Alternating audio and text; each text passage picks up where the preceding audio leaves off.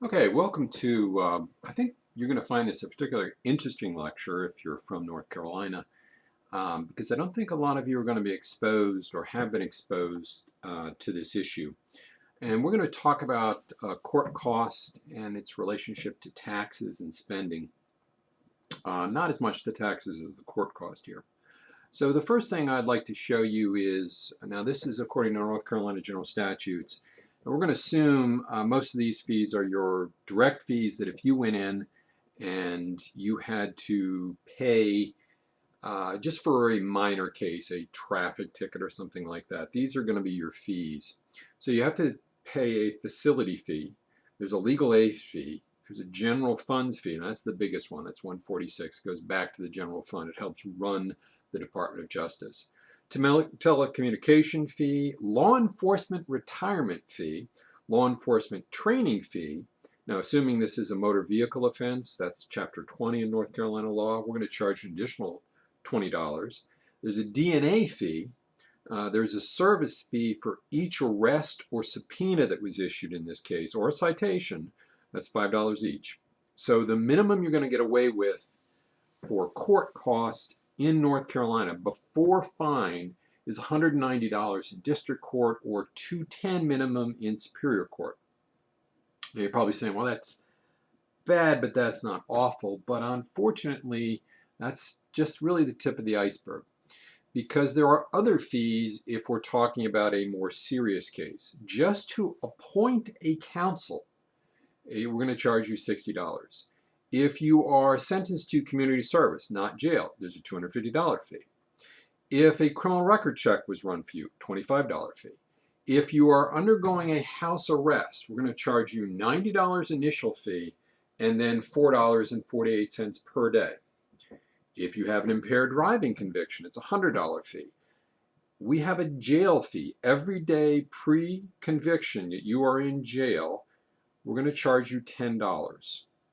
There's a pretrial release fee if we let you out. Now, if you have to get an expert witness brought in, we're going to charge you $600 to bring that expert witness in. If there is a worthless check fee, there could be an additional $60. You can see looking at this that it's really easy for this to add up in North Carolina. So the other thing to be aware of is you might say, well, good, this is a lot of money coming into the state, but this is a very inefficient way to tax. That's why tax is the second part of this. It's estimated that you have to spend 41 cents to recover $1 in fees. So it's not like an income tax where it's a couple pennies to get $1 back. You have to spend a lot of money to get some money back. So it's an inefficient way to tax. Also, you have to remember that many or most defendants are indigent. So these fees will go up to $1,000 in a heartbeat on an indigent defendant who's committed a minor crime. North Carolina in total collects 52 separate fees. They are dispersed through 4 state agencies, 611 county and municipalities. In total, North Carolina uses this system to fund 50% of its judicial budget, plus it pays for some of its jails, its law enforcement, its counties, and its schools. It has gone up in the last 20 years, since I've been practicing, 400%. Now, in theory, if a defendant is indigent, he can ask that it's waived. However, North Carolina judges notoriously almost never do this. So 91% of the time, they will not waive the fee. What happens if you don't pay? Well, one of the things is very often fees and fines are a condition of probation, which means if you can't pay your fee, you stay on probation, which, by the way, will incur more fees for you, because remember, there's a probationary fee per day. If you have violated, you cannot get any public benefits.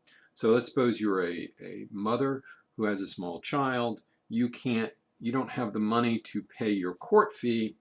You can't get food stamps to feed your child either. So we deny food stamps, it's SNAP benefit as it's called now, housing assistance, and SSI. Also, North Carolina, and the estimates vary here, but as many as 1.2 million drivers face revocation of their license for not paying their fees, and it costs more money, more fees, to reinstate that license. Now, defendants also, in theory, if they don't pay, can actually go to jail.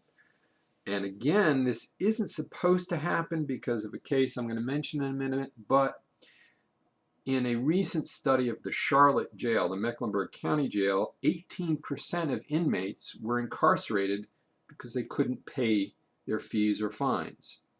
Now, this is not an isolated problem for North Carolina alone. 43 states out of 50 bill the defendant for the public defender. 41 bill them for every day you spend in jail. 44 bill them for probation and supervision costs. If you can't pay immediately, almost every state has late fees, payment plan fees, collection fees, interest fees. Also, increasingly, they are charging healthcare fees. Now, in a Supreme Court case in 1983, Bearden versus Georgia, the Supreme Court ruled you can't be sent to jail if you can't pay unless your refusal to pay is willful. Unfortunately, the case didn't well define what willful was, the result of which people routinely wind up in jail.